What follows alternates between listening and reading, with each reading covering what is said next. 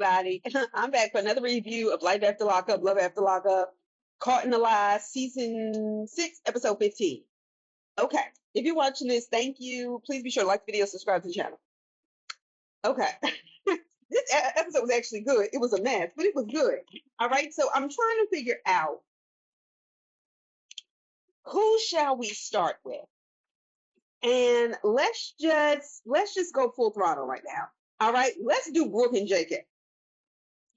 Heavy on the Brooke.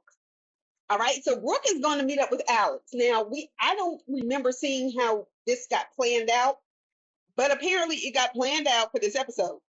Like I don't remember her calling her and leaving a message or something like that. Anyway, excuse me.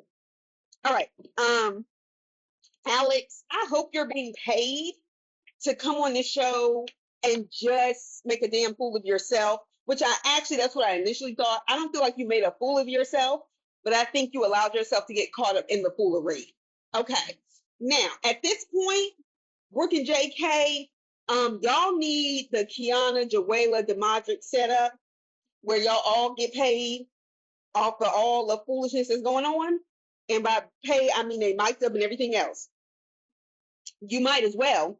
Anyway, so Brooke's walking in and calling Alex ugly. Brooke, I don't think you're pretty at all. So I don't know where in your mind you think you're the person to call her ugly, because I personally think it's hilarious when an ugly person calls another person ugly. Anyway, so also, is it me or did Alex look a lot different than the last time we saw her on camera when she was sitting on the couch? And maybe I just wasn't paying enough attention. I felt like her hair was like dark or something, like it was like a black or dark brown. Anyway, so Brooke, why did you walk up on her? Brooke, this was all you're doing. This did not have to be a situation. The situation you need to be worried about are your two kids that have to be feeling neglected because you spending all your time with a just got out of jail sorry bastard sleeping on his mama's floor to make sure he's not cheating. And then this is what you do with your time? Miss me. Okay. You walk up to Alex and say, what? You weren't prepared to meet up with me? Alex is sitting there, mic'd up, waiting for her, I guess, at a picnic table that's outside a restaurant, I guess, whatever. But she was waiting, scrolling on her phone. You're looking like straight trash. The way Alex laughed when she said that, to me, said she's been there, lived that. She wasn't scared of you. And I'm going to tell you something. When somebody laughs like that, sometimes people laugh because they're nervous, and sometimes people laugh because, like, if you only know what I'm capable of. And I know because I'm one of those people. I told y'all before, don't get loud with me in public. If you have a disagreement with me, you handle that in private. Do not do that in no restaurant, nowhere else. Do not do it. I will be done with you. With those same people also have not realized or had to unfortunately come to realize is that I possess a great deal of self-restraint. And self-restraint, yes, based in cool etiquette, but also because you don't know me like that. You haven't been in my life all my life. I know what I'm capable of. I know what I've done. And quite frankly, I know that I can do it again. And as long as there's a camera crew here and witnesses, this might not be the best decision, but don't think I can't mess this thing up. And by this thing, I mean you. Okay. Alex, applause. A round of applause. A round of applause. Because she said, nobody told you I was fucking JK or had receipts of a miscarriage. She said, at this point, you should know not to fucking trust Bonnie. Honestly, Alex kind of had me convinced at that point. I was like, yeah, because Bonnie's the problem. Clearly, this bitch wants y'all to fight each other while she tries to get with JK. I don't doubt he'll screw her. I don't think he's ever going to go public with her, but I don't doubt he would screw Bonnie. But Bonnie was like, she'll accept that. Brooke picked an outright fight. Like, she picked. Anything I can't stand is nobody trying to provoke me. I'm Alex. I'm not doing this. I'm not doing this. Those are warning shots. Okay? It doesn't mean I won't do this. I'm saying in the current, I'm not doing in the present, I'm not doing this. Especially with a man I don't want to fight over. Now, getting in her face and calling her ugly over and over again, Brooke, that reeks of insecurity. It reeks of it. See, you don't have to say that over and over again if you really believe that about yourself. Even if she's ugly and she still got your man, so now what? You know what I mean? Like, come on. And you telling her not to worry about your man. This is Brooke talking. Don't worry about my man and what we have going on at our house. I said, what house? Brooke, he's living with his mom on the couch on the floor in a sleeping bag. And you were sleeping there too, and you can barely pay your bills, and you don't have a job, and you may or may not have a baby on the way.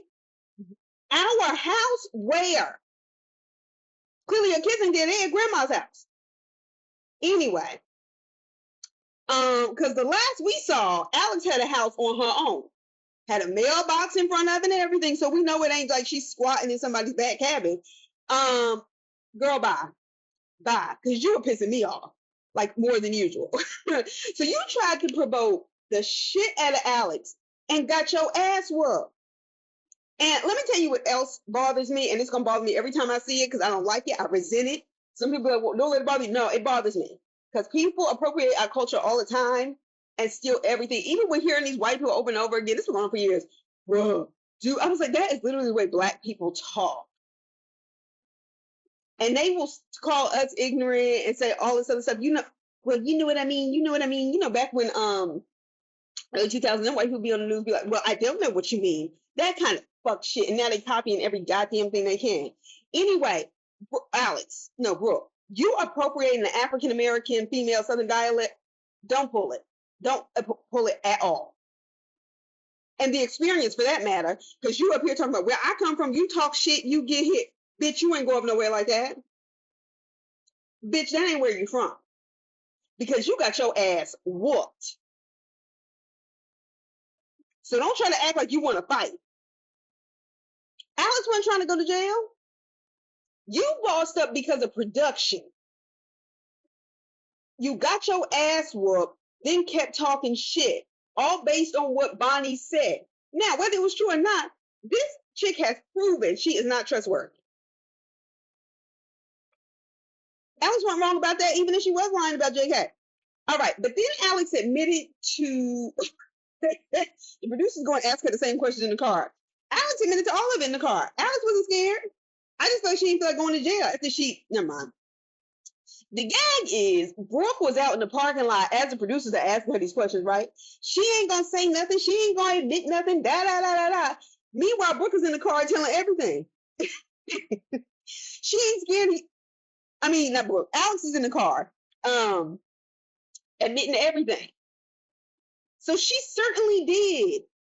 And she was like, look, I would have told her stuff, essentially, if she wouldn't approach me like that. Brooke, the woman did not show up to fight you.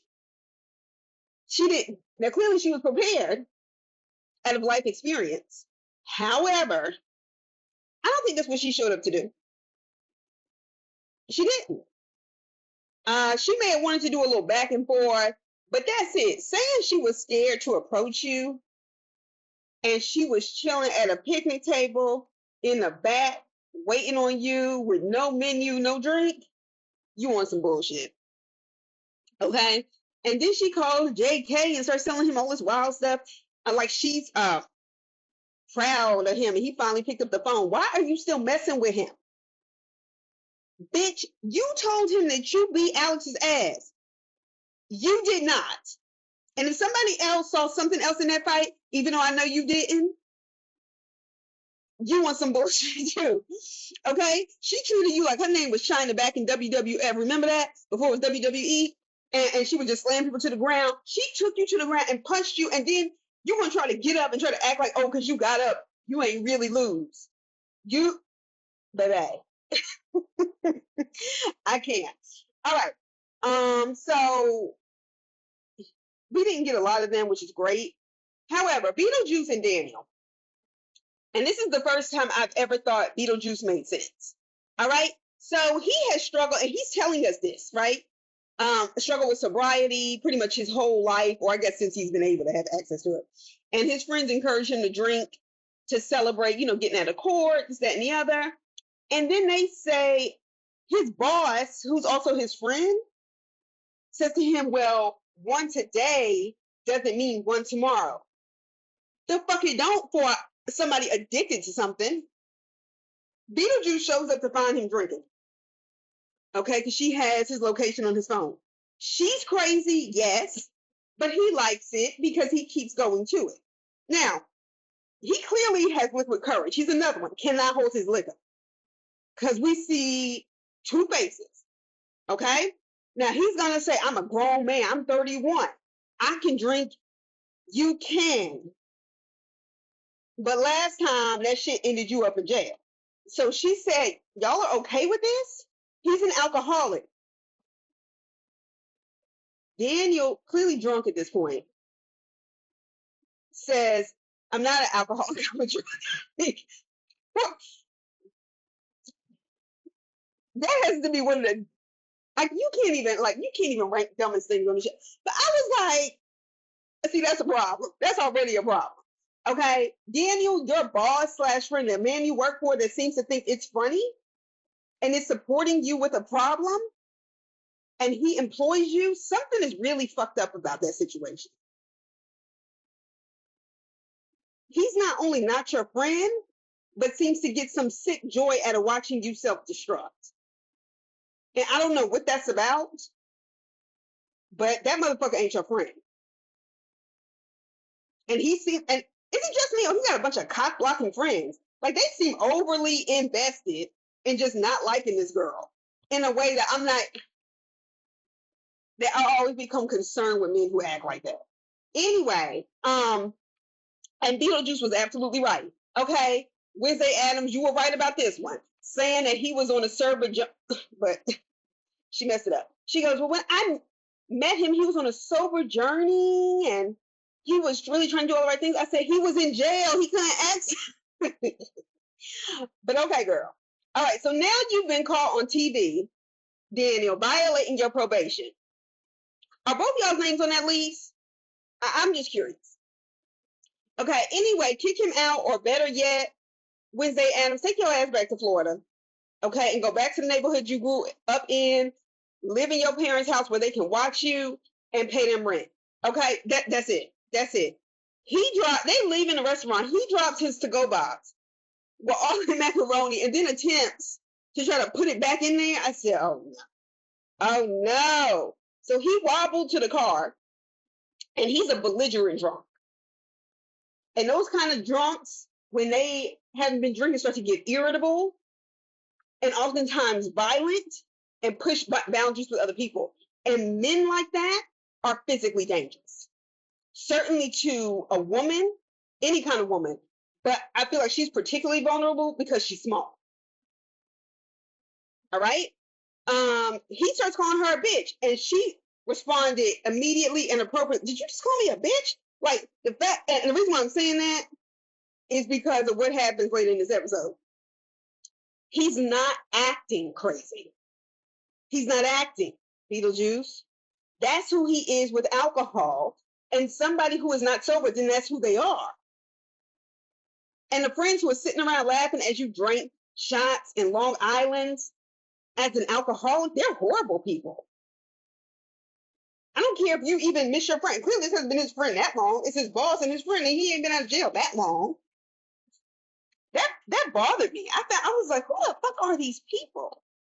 I don't know. Maybe his boss is jealous that he's on his show or something, getting attention. You never know what people. You might be going, why are they jealous of that? But why is anybody jealous? All right. So Courtney and Will are perpetual crash outs. Like, they never come up off the crash out. All right. So Mark gave her the name of a friend who could offer her room to get herself together in for $600 a month. I said, God damn. She said it's 150 less than what she was paying. But even for a room, at one point that was like the cheapest way to go. I mean, it's not bad, but it's still a room, and utilities and still has to be split. Anyway, it was a nice house. So she has this white girl showing her around whose name is Tasha, letting her stay in her home. I think it's necessary that we pause to reflect on the fact that this is a white girl named Tasha. Okay. Also, Tasha either grew up in a trailer park, like trailer park trash, because they always try to name their kids like black kids, even though they're white, and or she grew up with black foster parents or something. I don't know, but somebody make it make sense. Okay. One thing I can say is Courtney knows how to use people. Okay, like she is not ever so busted out that she's living on the street. She just finds new people to use. It's a personality trait. It's not an admirable one, but it exists all too often in human beings, and for some reason it keeps serving her. The camera has literally followed her to multiple people through different situations. We have yet to see her spend a night on a park bench. Not that we want to see it, I'm just saying. She's a real crafty user. So Will calls her about the divorce papers. She said she's not signing any papers, this, that, and the other. She said the first thing he's worried about is a divorce. The first thing I'm worried about is that you lied to me. He was like, what are we talking about right now? And for a second, I thought to myself, I was like, well, I've been lying to each other. What do you mean? And I had forgotten. She brought up that ring, him telling her it cost $10,000. When he told us he bought it online, that shit is not worth no goddamn $10,000. He was like, well, it had the information there, but he said he didn't have any validation papers, but he's sure he has a good insurance claim. For what? $6? Don't play with me. Don't play with me. Don't play with me. Okay? So I think it's tacky to even tell somebody how much your ring costs. I mean, I guess you can find out what it's worth, but if you try to act like, oh, I'm doing you a favor, I'll bet you this $10,000. No, come on, give me a break. So Will pulls up on her and hands her the divorce papers. How did you find me? The producers. They told on you, girl. They told on you. Pulls up, hands her the divorce papers. Just, she ripped them up in front of him. Didn't see that one coming. And she said she was doing it out of spite because really her feelings are just hurt. Will said a woman with a bunch of sugar daddies is not wife material. Well, motherfucker, what the hell were you doing asking her to marry you straight out of prison? She had sugar daddies then, and you said you knew, and you were okay with it, so you didn't have to give her money. Y'all were all in on a con and a scam. And Will, I'm thinking you leasing a lot of this stuff. You ain't tell us you have a business. That could just be your office in somebody else's company, but okay. Will said a woman with he had the nerve to say to her, you're not wife material, as if that is not a reflection on you for making her your wife. Quick, fast, and in a hurry. I can't. All right, so somebody in jail dealing with drug addiction is a poor choice for a wife anyway, especially somebody you had never met. I feel nothing for you. Moving on. All right. Let's see. Leticia and Keith, we didn't get much of them. I think they need to give us more of them so we can just see how crazy they are, because we already know Leticia is crazy and hood. All right, so she's tripping. They come out of the Waffle House or something, whatever, something like it. And she's tripping about a text he got from a chick named Stephanie. Okay, she invited him to a party. She was going to party at her house soon enough. He says he thinks it was a catfish. The pics were pretty or whatever, but they were out of the blue. Two things could be happening right now, right? One, I don't care. Two, we've seen this, somebody getting straight out of jail, and even if they married you in jail, Leticia, you were stupid if you saved yourself with him, because clearly his aunt is only at your house helping take care of your kids to watch you, just so you know. Dummy. And he could also be messing with people. Who is she? Who is she? I mean, like, how do you get catfish? You don't get catfish like somebody sends you a fake text saying you owe the MTA, which wouldn't happen. Owe the MTA $60 and they just trying to scam you. Okay, they got your number from somewhere. Now where I don't know, but at the same time, Leticia insisted on snatching his phone to see it. Leticia is crazy. She's crazy. And no, you don't trust him. Oh, I just don't trust those chicks in the halfway house. I wouldn't be surprised if she had sent him a scheduled text to create a fight when they were together. Like, she seems like that kind of crazy, right? Just to see what will happen and what is. Now, she probably didn't, but I can see that. Okay, other than that, we don't care. All right, Zaria and Troy, heavy on the Troy. I was, I don't know that I like men who wear bonnets. And I don't, because of the way Black men have consistently over the day, all through the 90s, they made fun of Black women for wearing weave. They still bring up, like, they know more about our hair in ways that are counterproductive than I've ever seen. Also, wearing a bonnet for waves. It just seems, I don't want to wake up to a man got his hair tied up like mine. It's just my opinion. Anyway, so Troy's trip has clearly triggered him in a way that's not healthy. He said the only home he has ever had was with his father, and now he's gone. And his sister was like, "This is a family house. I don't ever want you to feel like this is not your house." And I can understand that both ways. I also, even though it's not clearly outlined or emphasized, his sister is carrying a lot. You have a brother that's been locked up.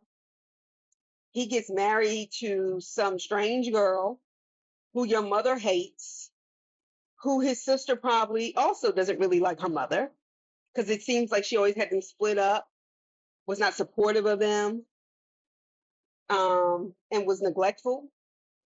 And she's carrying the burden that a mother should carry for her children, but these are her brothers instead.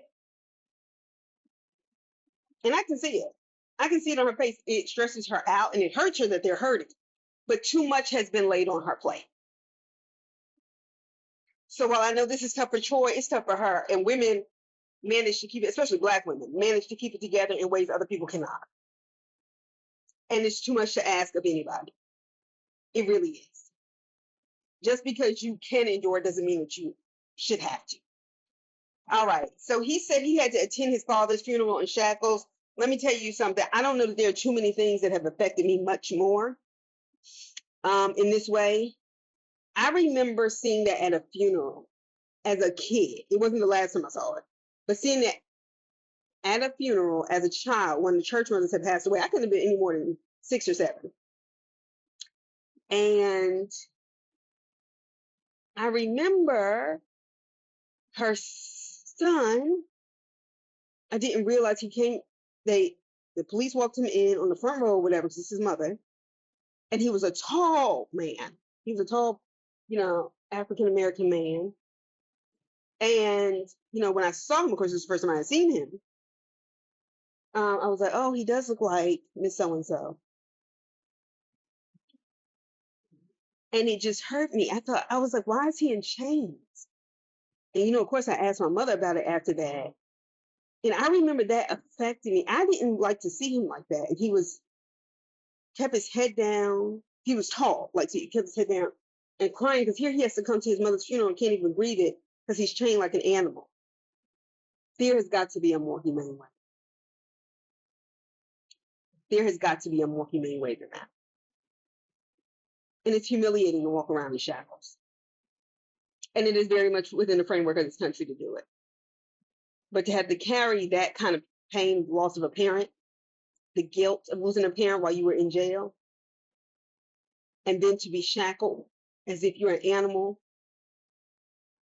going to a zoo, yeah. I felt his pain. All of that was triggered. And I'm sure he is very angry. He's angry at himself. He's angry that he's grieving his brother that was killed. He's angry that I'm sure deep down inside, he knows that being in jail was a poor example for his little brother, and maybe all of this stuff wouldn't be an issue.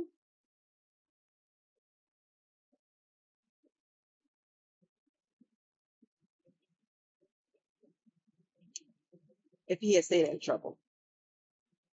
I felt for both of them in that. His sister was absolutely right though when she checked him and saying, you need to go see your daughter and you and your baby mother need to fix this. She said the only one who's getting hurt is your daughter, and that is facts. Troy, there's some shit you just gonna have to take because you are away in jail. You are away in jail. Here you are saying the baby mother basically said I had to be anti-Zaria for him to see his daughter. No, she didn't. She said, I have a child with you.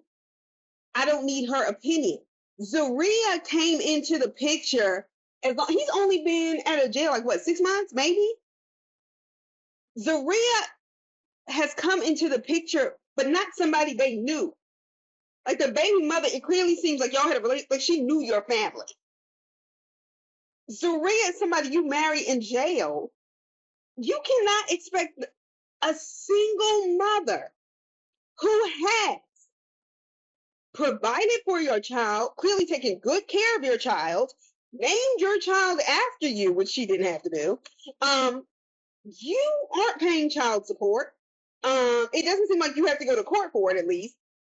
She's been providing and taking care of this all on her own while you made bad decisions. Yes, you do have to talk to her. You can't just hand the kid over and say, oh, okay. And honestly, what kind of mother would do that? So there's some shit you just gonna have to eat. And quite frankly, Zaria needs to stay the fuck out of it because she don't know how to act. And anybody who hates your child's mother that much is not going to treat your child fairly. They can't do it. You see how immature she is. You see how crazy she is. Don't do that. It is your fault. You do whatever the fuck you have to do to see your kid if you really care that much. And yes, it will require getting the mother's permission. So he starts having an anger tantrum, banging on the desk. Troy is mad at his life. He's mad at the loss of his father and brother. I feel sorry for the sister because she has to keep holding everybody's stuff together. Now, the star of our show, Deodric, Kiana, and Joella. They stay on some fuck shit, but this is also why they should have a segment every episode. Anyway, so Kiana calls her boss, Courtney, to tell her about the charges filed. Courtney is a better boss than me, and you know, hair salon culture is different. But yeah, Kiana telling her, I know you at work, I know you gotta go. Yeah, she does. Anyway, so I told you, actually, I don't know what I said. Why I said that. Anyway, so I don't know what I told y'all. I know you would prefer Kiana, honey, to not be looking up lawyers, but baby, if you would have kicked him out and stood on your word and had your 2 kids, and taken care of them, this wouldn't be a problem. This would not be a problem. So he comes in, he says, look, I talked to her. She feels like it's you. She said, well, you know it's not me. And he said, I know. He said, but look, I just want to make it go away. Because basically, he was like, I don't want to go back. I don't want to go back to jail. Kiana was like, you and me both. And he was like, so I'm just going to pay for the tires. And it's $600. Kiana, your response was, I know you don't believe she paid no $600 for them ugly ass tires. I don't care how ugly those tires are. She paid $600 for them. We saw it on this show. We saw that white man ask for that money. And a lot of times, because I can tell by the car, it's an older vehicle. They won't, I mean, all of them are clearly slashed, but $600, I guarantee you, was the deal. Right? Like you have to get all 4 done and it was still cheaper than trying to like do it and all that business. New tires, no, the tires were ugly, perhaps when you slash them. But for them to match and so it doesn't happen again. But this isn't like wear and tear from the road. This is from somebody, you know, violating her vehicle. And she was like, what, did you commit the crime? Is that why you're paying for it? First of all, I ain't forgot she paid $625 for that. He was like, but basically I'm not paying for it, I'm reimbursing her for it. She drives his kids around that he has not been there for, that he clearly does not pay child support for. Buying your kids something once in a while and being constantly responsible for their well-being are two different things. That's the case. You can just be auntie or uncle. Kiana, you had the nerve to be mad at Deodric for doing this.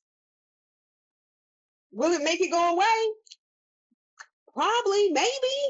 It's certainly better than not paying her back at all. Okay? She said, what if she takes your $600 and runs off with it?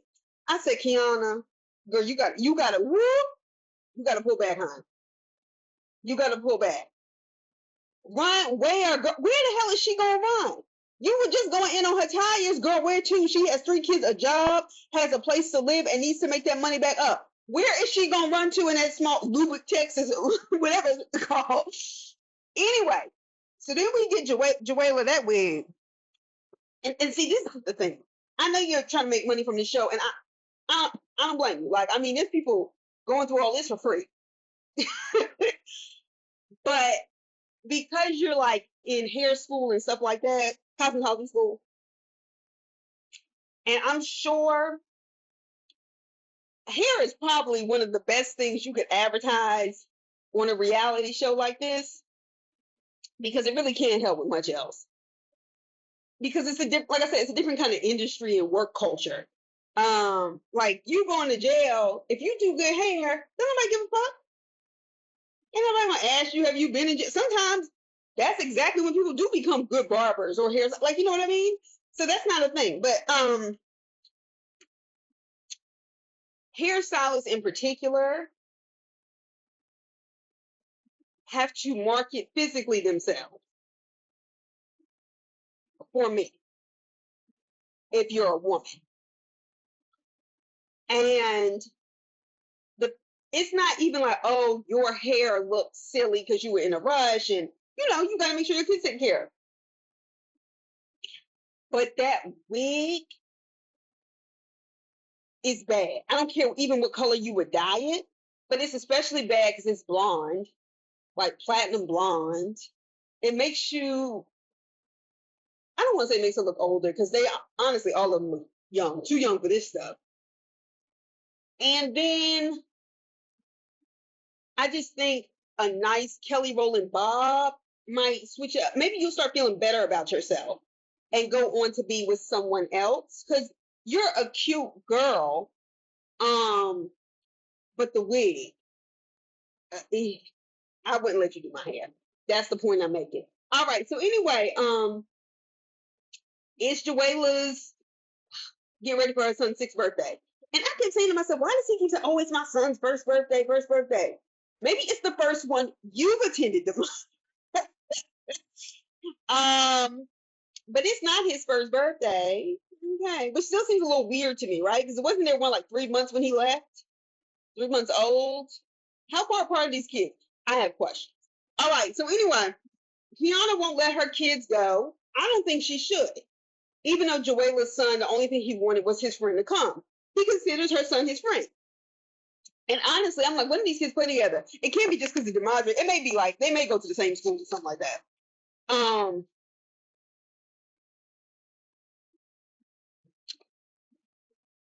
But you don't go nowhere where your kids are invited and you're not.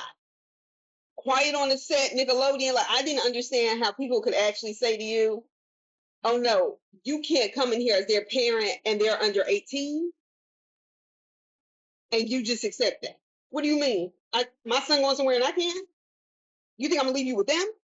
Like, I just don't think people that dislike you that much, even though it honestly didn't come out in her words, I didn't get that vibe from her. I don't trust people who don't like me and didn't want to be somewhere near my family.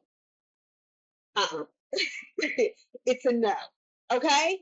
So, Joella, that wig, but okay, you wore it to your kid's birthday party anyway. Also, you didn't have a bra on at your kid's B-day. Am I the only one who noticed that because her nipples were poking out? I mean, I don't know, maybe she had worked out or whatever, but it seems like they had been planning this party for a second. And clearly she is like a half a A cup. But like, I just felt like that was something maybe you should have gotten together before going out to a child's birthday party. All right. So anyway, in the process, okay, of Deodric getting dropped off, Kiana conveniently forgets to tell him about the cupcakes and texts him about it and brings him back. Deodric don't want these two meeting up. Honestly, he doesn't need them two meeting up because they get to fighting and he's around. You don't know what kind of probation violation that'll be for him. So he goes to get the cupcakes. Meanwhile, Joella says, I'm going to the car to get my jacket. He said, no, I'll get it. I'm already going out there. What are you going out there for? I'm going out there to get something. I'll just get the, just give me the keys. I'll go get it. You can't stop her from seeing Kiana if she wants to, but it also says to me, Joella, one, you filing charges, restraining orders, whatever it is, you clearly don't feel that kind of unsafe because you wanted the smoke. You wanted the smoke. Let's see, if you just handled this outside the court, y'all just got to fight and been done, then that would have been a different story. All right, so Joella, hon, you should have let him go get that coat. And I'm going to tell you why, not for the reasons that y'all probably think. What the fuck do you two look like as two parents leaving 3 small children under the age of 8 alone? I don't give a fuck what it is. I don't care how many cameras they have. With your children unsupervised and unattended. The grandparents had not gotten there. We saw them outside. All because you want to see his girlfriend. These kids are small. They are too little to be left by themselves somewhere. And it's not a good look. And that one's not a good look. It's not good for them. Because that's where your energy is. So Joella is mad that the other 2 kids didn't show up. And she said, okay, so my kids won't be going to her kid's birthday party. Joella, y'all are some bird bitches. Because at this point, I just don't understand what y'all fighting over. Y'all are fighting over Deodric with them doodle braids in his hair. And, like, he is not cute. He is ugly. And I'm sitting up here like, what are y'all? These are 2 cute women. Like, these are, like, they would go somewhere and, men would want them. It's not, nothing about them says to me, oh, yeah, they don't get hit on a lot or whatever. Like, Joella honestly makes more sense to me than Kiana. Because Joella has 3 kids by him. She has 3 children by him, Kiana. You knew that, you know that, and he has 6 total. That is not the person to pick up with. You claim that y'all been off and on all of these years, and every time y'all off, and when y'all are on, he is having new babies. You have 2 children. I mean, are they twins? Do we know that yet? Because they look the same age. But whatever it is, you have managed to do well to keep jobs, take care of them, while sending this broke bum $20,000 while he was in jail, contributing nothing to your life but drama. Like, you don't even have that kind of unnecessary forced connection with him. You don't. You can say we ain't got no kids because whoever this kid's father is, we're not seeing the drama on that side. Which means y'all either have a clear understanding or whatever it is, that doesn't have to be part of your life the way it has to be part of Joella's. Because Deodric is a cheater and he plays games and all this other stuff. Whatever it is, y'all have a clear understanding, and those kids seem very well taken care of. All right. Then, the stepmother is like, Joella, you were wrong. She said Joella was wrong. She should have invited Kiana. And it just noticed the stepmother seems so much more mature. Like, she was the one who told Kiana, look, Joella's going to be here. I'm just letting you know ahead of time, just so there wasn't like a mess.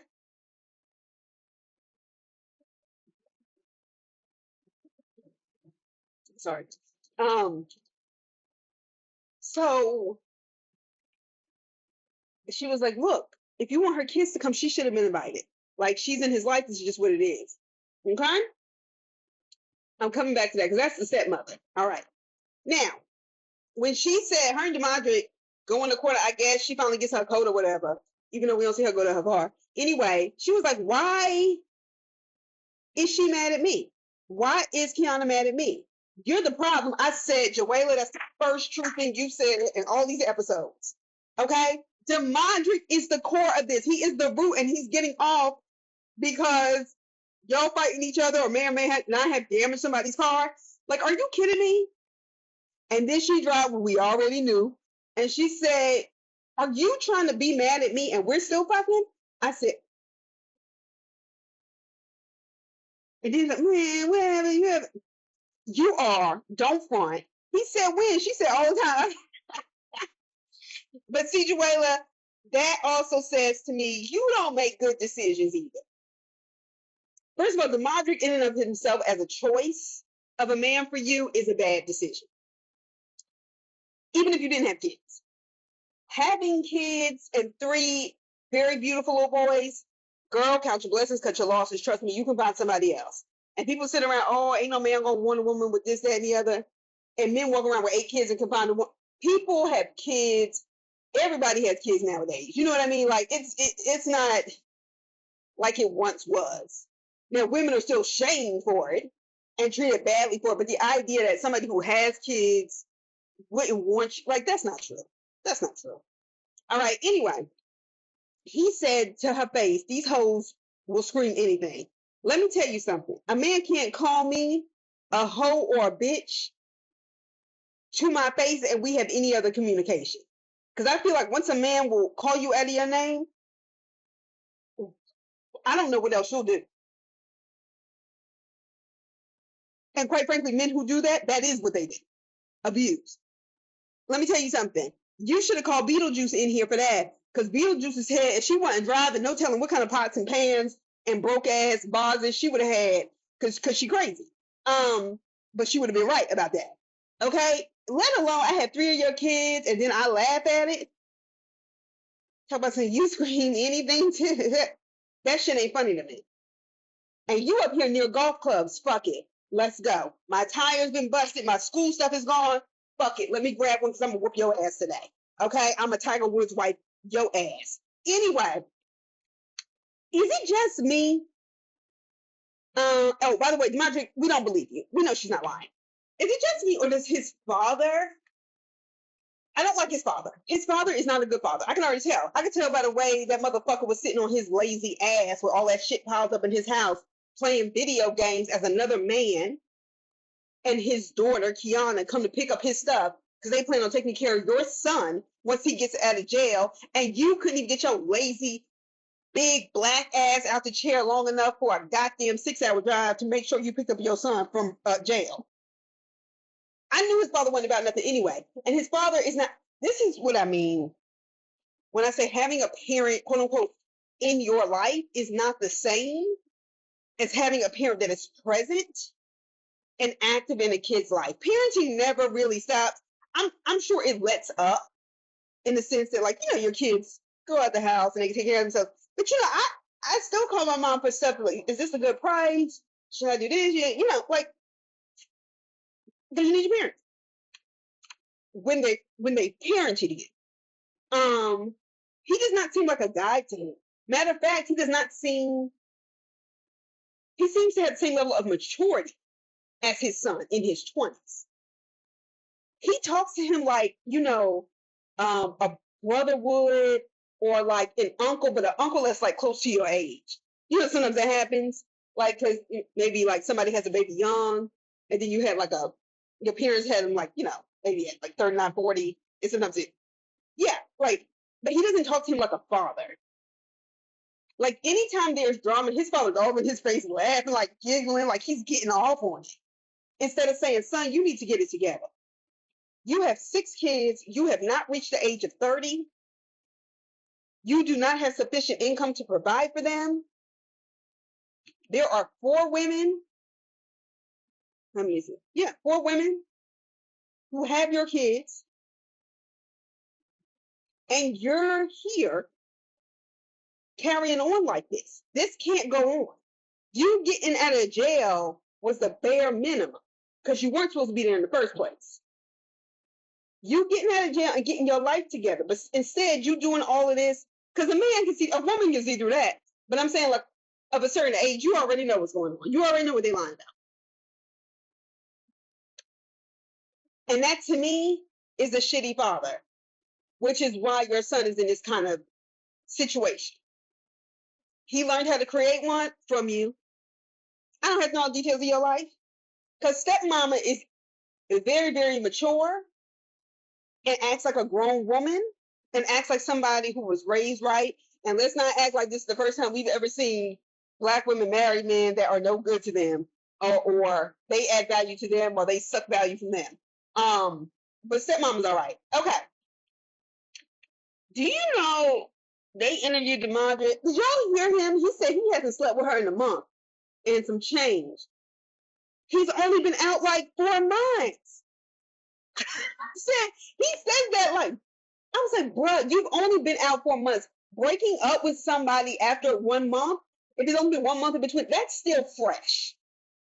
It's still fresh. It's not like, oh yeah, no, we broke up. Even like 3 months sounds different to me, more substantial than a month ago.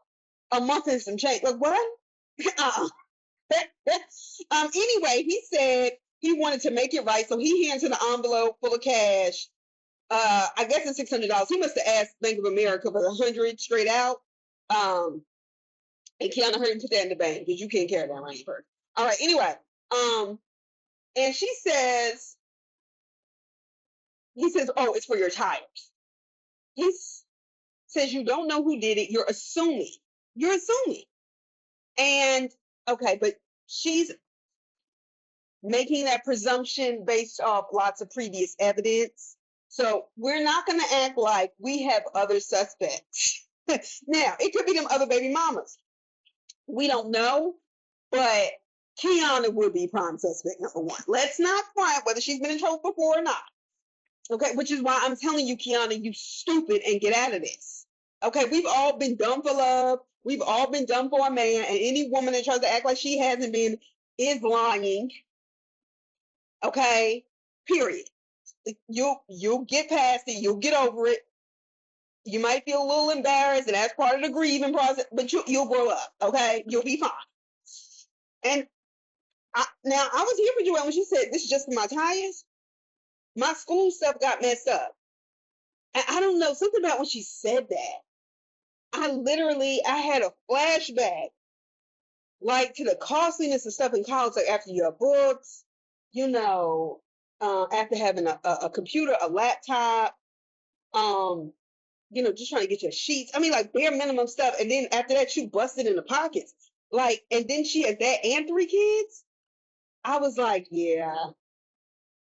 He was like, oh, okay. If you don't want it, she snatched that money. But I was thinking to myself, he ain't been paying child support in all these years. They have 3 children. She has done this by herself with limited help and has kept a roof over their head. That's the least you could fucking do. And you know good and damn well he damn sure ain't paying it now. And that's why I'm not into this, not sending men to court for child support or vice versa. One, because I remember I had a friend who worked as a social worker in child support office. And when we were talking one time, I said, well, I don't think I said, well, sometimes people do that without the court and somebody. She was like, mm-mm. She was like, yes, you can. She was like, but the thing is, you always, if you go through the child support system, even if you choose to give like the baby's mother or baby's father, depending on who it is, she said, because it's mostly women. She was like, but there are men who have to take this on themselves too. And she was like, there's always a record of it. So if somebody starts saying what you don't do, this, that, and the other, and takes you to court, with the court system, there's always a record. And you need records because when flames are flying, emotions are going, people can say anything. She said it's just better to do it that way. She was like, I'm not saying that the amount of child support is always appropriate.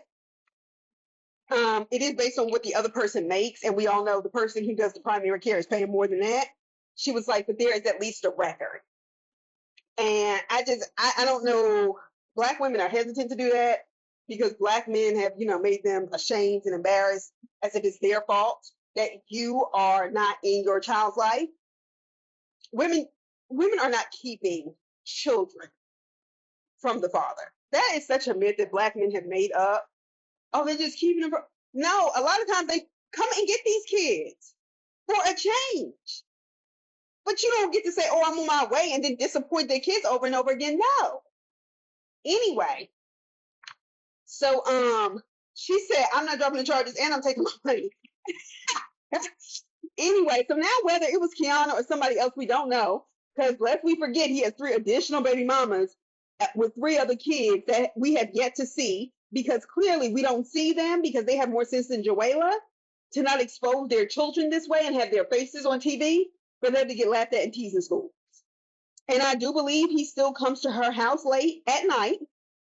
We don't know who else he's fucking with in addition to that may have seen him going into Joella's house. You know what I mean? Like, we don't know. It really could be anybody, but if I was Joella, I would presume it was Kiana. Kiana was talking to Deodric's cousin about not being invited to the party. I don't know what this is. It's Deodric's cousin, Kiana. And I know you think that's still, it's an unhealthy link that you have. It's like, oh, well, I hear if I talk to this family member and I know she's supposed to Deodric, she'll tell him this kind of stuff. Let me tell you something, blood is thicker than water. That cousin is messy. I'm gonna tell you right now, whether you're in the family or not, it ain't the end of her world. You can't trust nobody like that. And that's just my advice. So that's all I got. I'll talk to y'all later. I'll see y'all for Love and Marriage Huntsville tonight. I hope, unless something else happens, and then maybe I'll do tomorrow. But anyway, I'll talk to you soon. Bye.